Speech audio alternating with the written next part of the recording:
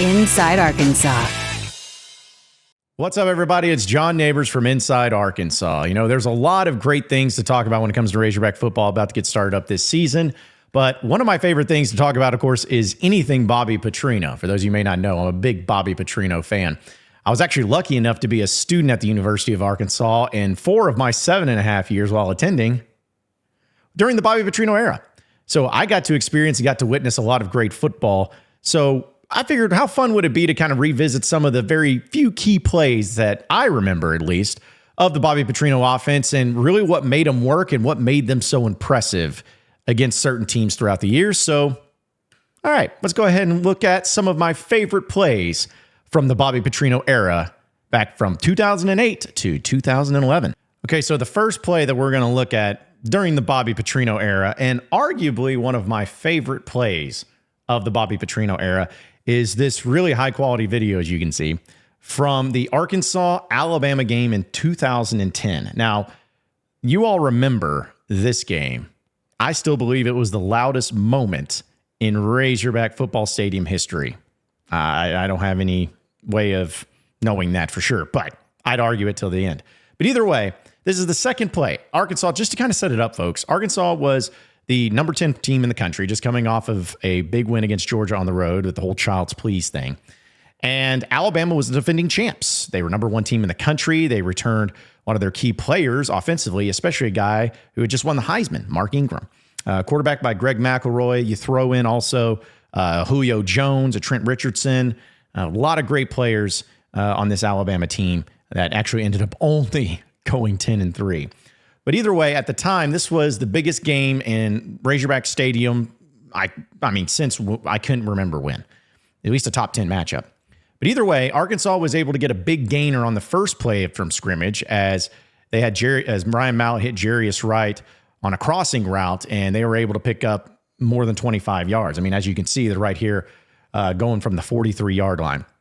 So remember this about Alabama, all right? So you look at their defensive setup right here. All right, so you got the 4-man front, got the linebacker out here in a position with the 2 linebackers here, safety deep. You got coverage right here, down here on the cornerback, as well as up top on the cornerback too. A lot of really good defensive players that were on this team. So you got that set up from the defense side. And you got the offense over here with Ryan Mallett in shotgun. Okay, so you have the wide receiver sets. You got Chris Gregg over here moving in motion, and you have Jarius Wright, Greg Childs.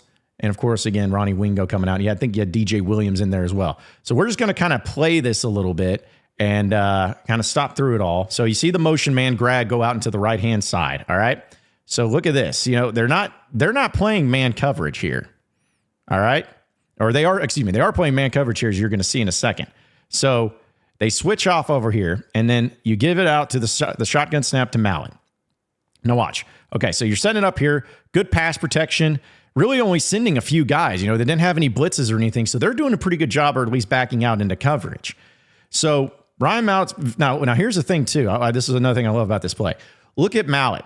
Look at where his head is. Look at where his eyes are when it goes. Because essentially what he'll do is as soon as he sees whatever position that he was looking at the time, says, okay, it ain't open, or at least he was trying to guide off the defenders there, he immediately checks down.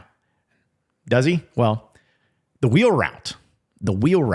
That's not necessarily a check down route, but still, he takes the snap and he gets right here and see he's looking straight forward, and then he clicks right there.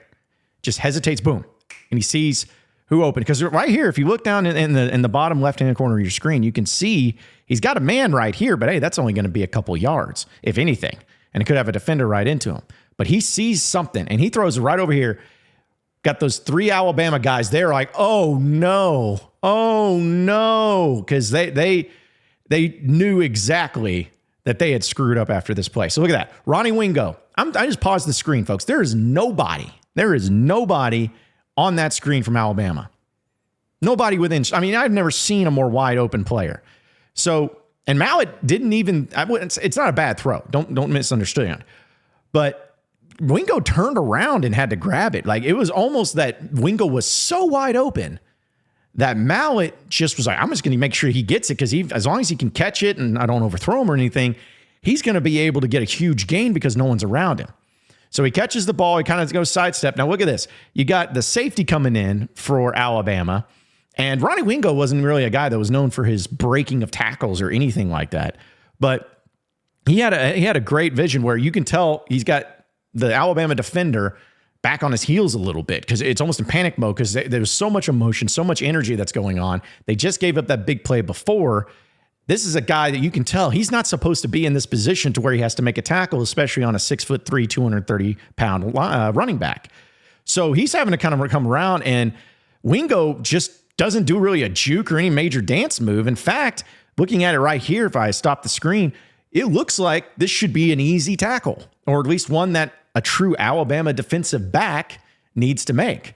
But just in my theory, I believe that Alabama player was just like, crap. I'm rattled. You just gave up that big play. You're Alabama, for crying out loud. You're not supposed to give up big plays. He was just trying to do anything. I think the nerves got to him a little bit because even if he tries to hold on to him or anything, Wingo, again, he's not this big, strong running back that's just going to plow over you and throw people off. But he was determined. He was determined as he kind of slides off that tackle, stays in bounds. Now look at this. Now I want to bring this back. Look how close this is, folks. Look how close this is to stepping out of bounds. Look at that. I mean, to have the presence of mind, the awareness to where he kind of had his feet get knocked out a little bit. He's about to step out of bounds. And he had the know-withal to stay in bounds and get across the plane. This is something that may, again, it's not like I can go inside the mind of Ronnie Wingo or really get it, but I've always known with somebody like a Bobby Petrino, they've always taught extreme measures when it comes to your route running, when it comes to when you get the ball, you got to score, you got to score, you got to score. That's his practices and how he runs them. And with their route running and everything, it's about having presence and an awareness on the field. I'm just going to be honest. There's probably a lot of players, especially nowadays in running back position, where they probably step out of bounds, maybe even unintentionally, just because there's so much chaos, there's so much craziness. You just broke a tackle. Don't really know. But give Ronnie Wingo a lot of credit for being able to keep it all together here on this play. Nick Sabin. Now, here's my favorite thing, or one of my favorite things about this clip. Look at Nick Sabin. Nick Sabin, I'm gonna dive into it. I'm gonna completely guess on it. And I'm sure it's gonna be 100% correct. Nick Saban's a mastermind. He's a master tactician.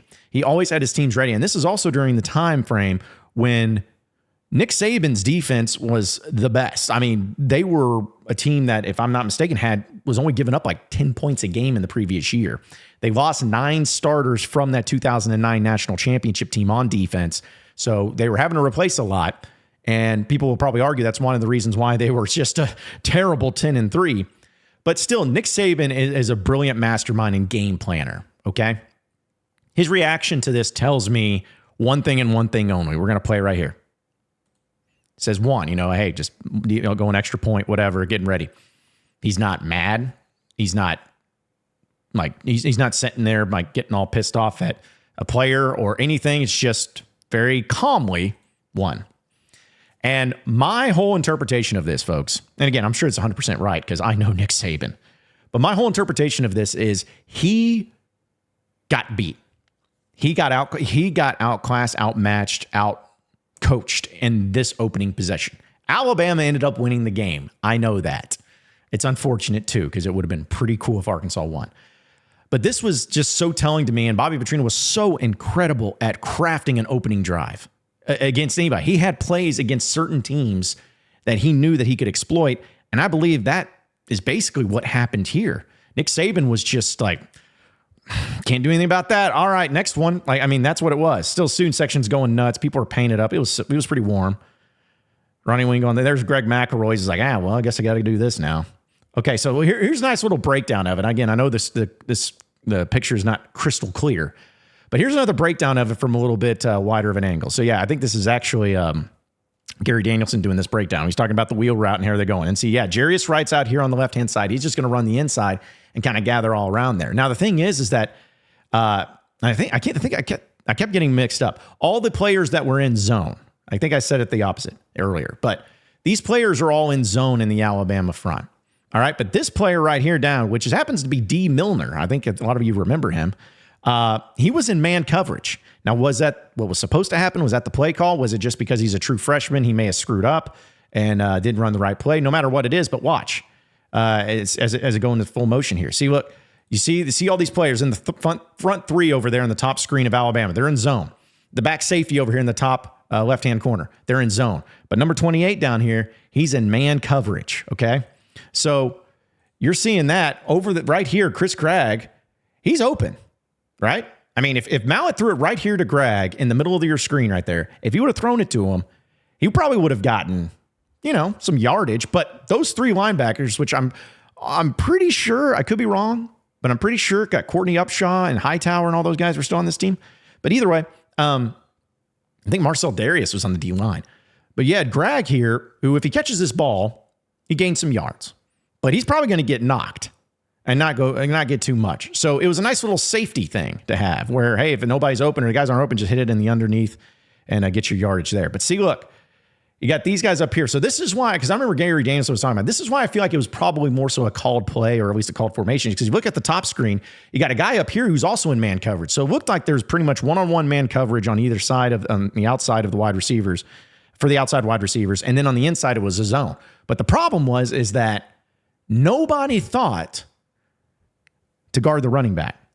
And this is again why I believe that it was Bobby Petrino. It was Bobby Petrino knowing that this was the type of defensive formation and the type of play that Alabama either ran often in the opening drive, or ran often against Arkansas, because Bobby Petrino 2 straight years before this had already played Alabama.